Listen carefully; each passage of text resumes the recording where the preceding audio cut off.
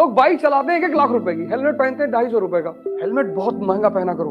Police जो department है ना वो खौफ पर काम ही करता है। पुलिस वालों को धमकी दोगे तुम, पुलिस वालों को गाली मत दिया करिए भाई साहब। आप चोरी करने गए थे, एल्टो 800 लिए चल रहे हो और चाचा विधायक बता रहे हो। सबसे टफ जॉब है पुलिस की नौकरी, सबसे टफ। और अगर तुम्हें अपनी औकात कहनी पड़ रही है तो तुम्हारी औकात है ही नहीं।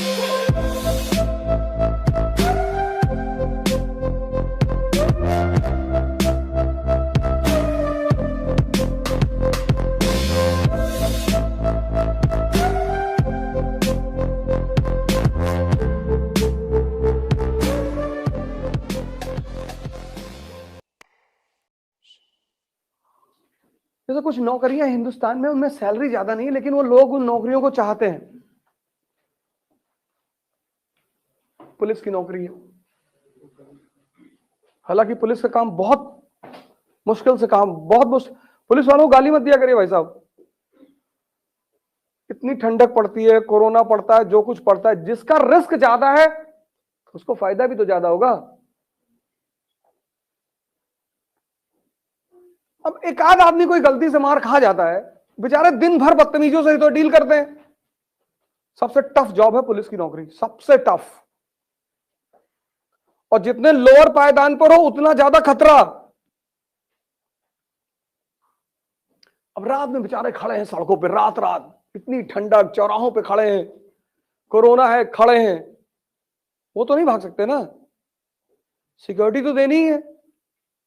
तो जिसको ज्यादा रिस्क होगा, अब आप गाड़ी जाकर चला रहे हैं बिना बेल्ट लगाए, तो कहीं अगर लड़ गए और ये सब बाहर आ गया, लोग बाइक चलाते हैं 1-1 लाख रुपए की, हेलमेट पहनते हैं 250 रुपए का।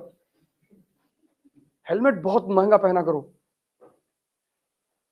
जैसे नारियल फूटता है ना सड़क पे, ऐसे सर फूटते हैं। तुम्हारी बाइक भले सेकंड हैंड हो 10,000 रुपए की, लेकिन हेलमेट कम से कम 15,000 रुपए का होना चाहिए। सारा खेल यहीं पे है। तो अब तुमको हेलमेट चेक कर रहे, तुम नहीं लगाए हो, लगा दिया फाइन।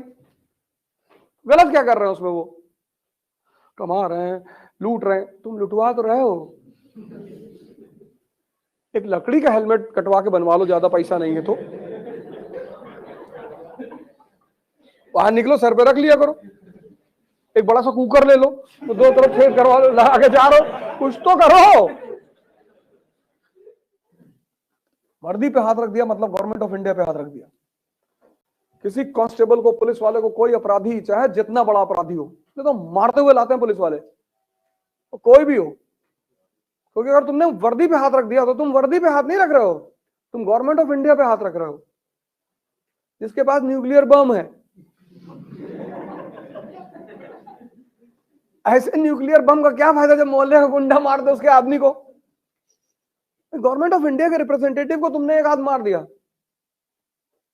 सरकार का आदमी है, सरकार का। जेल क्या है? 90% लोगों को कंट्रोल करने का माध्यम। जेल मतलब तुम्हारे इंद्रियों का जो सुख है वो छीन लिया जाएगा, तन्हाई दे दी जाएगी, अकेले पड़े हो, और वहां तुमसे बड़े बड़े खिलाड़ी हैं, लल्लन भाई 500 मर्डर, एक आंख दबी हुई है, 5 चूरा होठ से।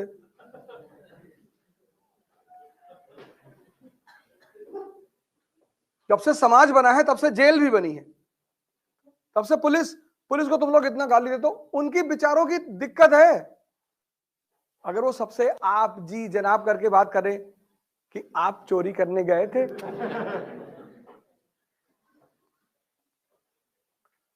पुलिस जो डिपार्टमेंट है ना वो खौफ पर काम ही करता है, फियर।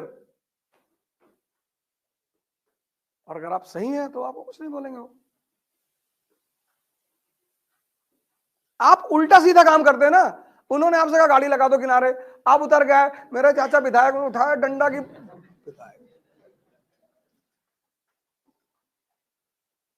ड्राइव डीएल मांगे, डीएल दे दो, पोल्यूशन दिखा दो यार, डिग्गी चेक करा दो, खत्म, जाओ अपने घर। एल्टो 800 लिए चल रहे हो और चाचा विधायक बता रहे हो। हीरो होंडा स्प्लेंडर में बैठे हो, गद्दी फटी है। संभल में कोई एक वीडियो आया था ना संभल का, पुलिस वालों कह रहे हैं कि सरकार बदलने दो या तो हम ना रहेंगे। पुलिस वालों को धमकी दोगे तुम सरकार को?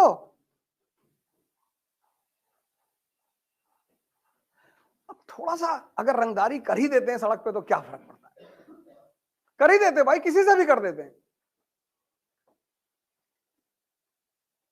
हमारा तो इतना बार चालान कटा, इतना बार। अब कभी कभी ऐसा होता है ना कि तुम गाड़ी लेके निकले हो, एक बैग ध्यान से उतर गया बेल्ट लगाना, और थोड़ी दूर चले सामने पुलिस वाले मिल गए, जी बेल्ट नहीं लगाए थे तो चालान दे दो जी। अब क्या कहें उनसे कि मोदी जी के पॉलिटिकल एडवाइजर हैं, और अगर तुम्हें अपनी औकात कहनी पड़ रही है तो तुम्हारी औकात है ही नहीं। औकात एक ऐसी चीज है जिसे कहना ना पड़े।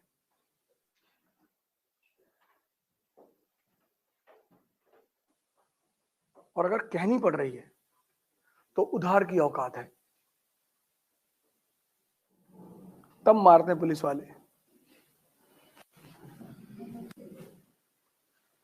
उधार की औकात पे लंबरदार बने घूम रहे हो, और इतने बड़े समाज को चलाना है, 150 करोड़ पॉपुलेशन को कंट्रोल करना है, हाँ जी कह के। आओ किसी दिन सड़क पे खड़े होके देखो, जो क्रॉसिंग है तुम्हारी यहाँ की, कभी यहाँ देखो कैसे लोग गाड़ी चलाते हैं। ट्रेन के बीच में ट्रेन आ रही है, अरे भैया गजब लोग हैं यार, डर ही नहीं है कि चढ़ जाएगी ऊपर, है ही नहीं।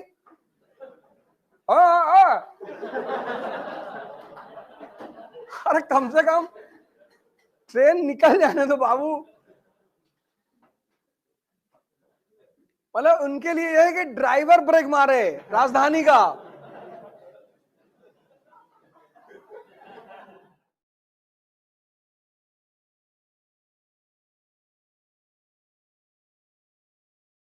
नमस्ते भैया। खुश रहो।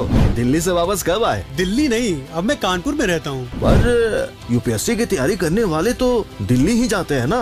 जाते थे, पर जब से कानपुर में इकरा IAS आया है, सब कानपुर ही जाते हैं। वहाँ दिल्ली से आधे खर्चे में रहना पढ़ना भी हो जाता है, और ओझा सर की देख रेख में बेस्ट प्रिपरेशन भी हो जाती है। ये तो बड़ी अच्छी बात है। तैयारी ज्यादा, खर्चा कम। Iqra IAS by Ojha sir, near 9 number crossing, Sharda Nagar, Kanpur.